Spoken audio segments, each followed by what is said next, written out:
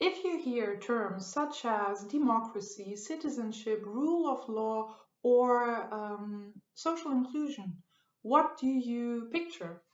I bet you have a lot of association and images in your mind, especially given that these aspects are increasingly in danger lately. At the same time, all of these terms are also kind of abstract and difficult to grasp.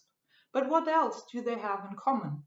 Well, they are all part of the funding principles of the European Union, and that is why the EU is putting an effort in actively protecting and promoting these crucial achievements. One instrument to do so is the new funding instrument called Citizens, Equality, Rights and Values, which obviously is at the center of today's episode of Culture Beyond COVID. So let's get started right away and have a look at this program. Here we are. Citizens, Equality, Rights and Values is, as I said, a new funding instrument starting in 2021. However, as you can see here, it is not entirely new, but it unites two previously independent programs. On the one hand, we have Europe for Citizens, and on the other hand, Rights, Equality and Citizenship. In order to simplify the procedures and bureaucracy, as well as to increase the effectiveness and impact of both programs, they were grouped together for the coming 7 years. This is also because the societal and political challenges and inequalities addressed by both programs have become more present and pressing, and the reinforcement of European values seems more important than ever if we look at what is happening in Europe and the world today. Therefore, it is highly welcome that the budget has drastically increased in comparison to the previous funding period, and so the overall amount of 1.6 billion euro for the next 7 years equals more than doubling the foreseen amount of 0.6 billion euros. So now that we know a little bit of the hard facts and history of the program, what is actually hidden behind it? At the heart of this program lies the protection and promotion of European rights and values, as I already mentioned before.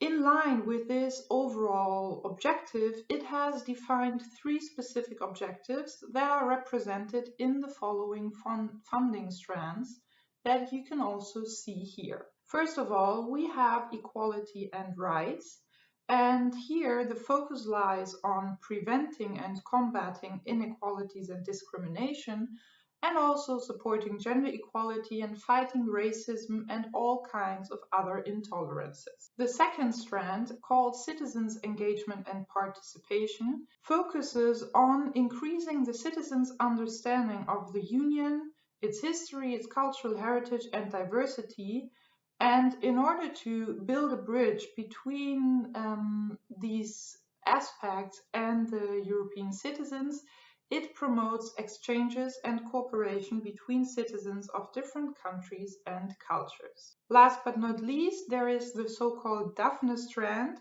and here emphasis is put on preventing and fighting all forms of violence, especially against children, young people, women, and other groups at risk, and also it aims at supporting and protecting those who have already become victims of that kind of violence. As you can see, the program follows quite high aims, and this is a crucial point because it really wants to fill these terms with meaning and makes them tangible for the European citizens, and therefore it tries to build a bridge between these highly relevant political and societal topics and the European citizens in order to also increase their understanding for the European values, history and achievement.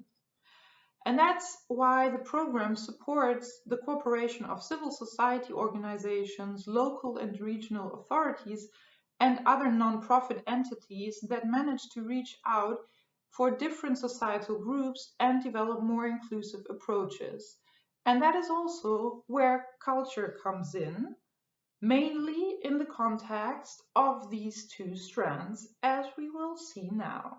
The first strand focuses on protecting the rights of vulnerable groups of the society, such as children, women, people with disabilities, or LGBTQI.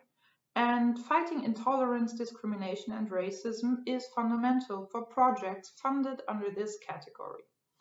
Cultural projects can possibly contribute to this goal by raising awareness and developing creative ways to overcome inequalities and build more inclusive approaches. With a view to the second strand, called citizens' engagement and participation, funded projects are supposed to bring the EU closer to its citizens by improving their understanding of Europe's history, diversity, and heritage.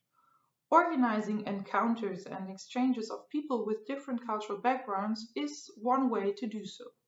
For example, town twinning projects or civil society collaborations can create opportunities for citizens to talk about their different cultures, beliefs, and ways of living in order to increase their mutual respect and tolerance, as well as to contribute to building a common sense of belonging. Furthermore, activities in this field shall also take Europe's history and remembrance into account.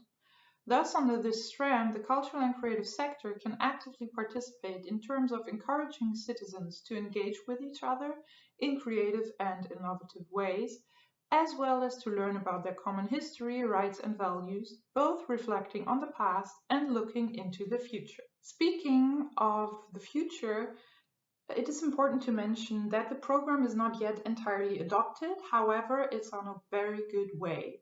This means that further criteria are yet to be known, and the final design will hopefully soon be published. Of course, we will keep you updated on this note, and furthermore, we will continue maneuvering through the jungle of EU funding with you, and that is why next week we will be looking at Interreg and how this program of regional cooperation offers different opportunities for the cultural and creative sector. So I hope to see you soon. Bye bye.